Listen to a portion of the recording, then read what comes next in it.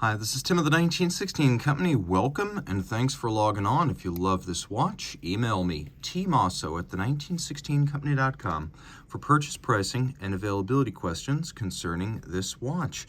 Today we're discussing a lovely Omega Seamaster Boutique Edition that celebrates the company's broad-based heritage, and you will find all of that laser engraved on a chapter ring around the case back. But available exclusively through Omega Boutiques. This is a Seamaster in the fashion of the 1948 original, the first Seamaster. Not a dive watch or even a hardcore sports watch, but an upscale water-resistant dress watch that is extremely versatile. In steel, 39.5 millimeters in diameter, 12.2 millimeters thick. It's one of the thinnest modern coaxial Omegas. 44.2 millimeters from lug to lug with a 20 millimeter spacing between the lugs. You can see the watch wears nicely on my 16 centimeter circumference wrist, and in fact I could recommend this for a wrist as small as 14 centimeters circumference, maybe even a little bit smaller. Nicely profiled to easily fit underneath the cuff. You could absolutely wear this as a dress watch. Taking a look at the strap, an upscale option. We're not used to seeing alligator leather straps on Seamasters, but here it is. Large rectangular symmetrical scales, a very good cut of the animal, something you might expect on a Patek or a Vacheron. You could see semi-gloss black finish. We've got folded edges, a monotone stitch, and then on the bottom, calfskin. You can see that this is an Omega factory strap in excellent condition with a small steel Omega branded pin buckle. Notice in profile, polished teardrop, a little bit of a soft bevel on the edge.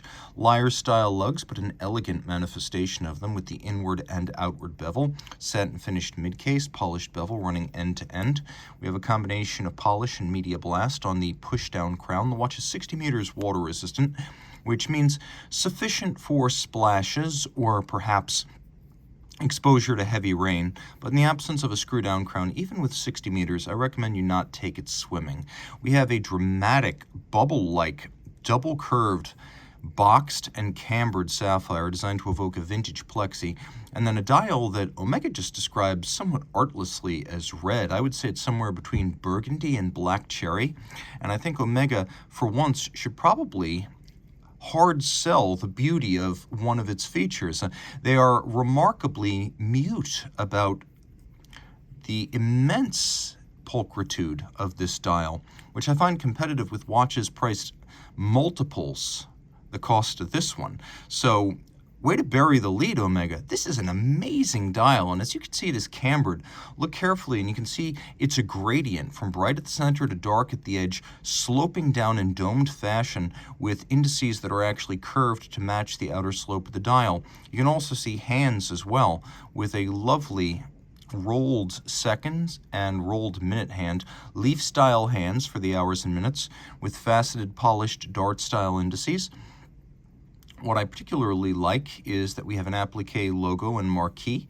We have a date where it probably shouldn't offend anyone. I think above the index at 6 without replacing the index might be the least controversial way to include a date. Now the watch has hacking seconds. It also has a quick set date function, which works exactly like this.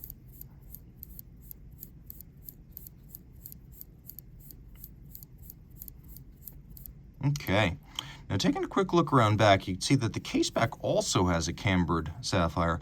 The movement's an 8800, single barrel, automatic winding, 55-hour power reserve, hacking second, quick set date, 25,200 vibrations per hour, coaxial escapement, tangential friction rather than sliding, invented by George Daniels. It's still a technical highlight.